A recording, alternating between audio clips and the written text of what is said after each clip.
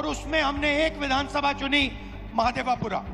ಬೆಂಗಳೂರು ಕೇಂದ್ರ ಬ್ಯಾಂಗ್ಳೂರು ಸೆಂಟ್ರಲಿನ ಲೋಕಸಭೆ ಕ್ಷೇತ್ರದಲ್ಲಿ ಒಂದು ವಿಧಾನಸಭೆಯ ಕ್ಷೇತ್ರವಾದಂತ ಮಹದೇವಪುರ ಕ್ಷೇತ್ರದ ಫಲಿತಾಂಶನ ನಾವು ವಿಶ್ಲೇಷಣೆ ಮಾಡಿದ್ವಿ. और आपने मेरा कल प्रेस कॉन्फ्रेंस देखा होगा, उसमें हमने 100% साबित कर दिया है कि इलेक्शन कमीशन और बीजेपी ने मिलकर आपसे कर्नाटका से लोकसभा चुराई है.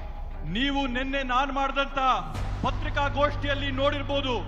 ನಾವು ಆ ಪತ್ರಿಕಾಗೋಷ್ಠಿಯಲ್ಲಿ 100ಕ್ಕೆ 100 ಸಾಬೀತು ಮಾಡಿದೀವಿ.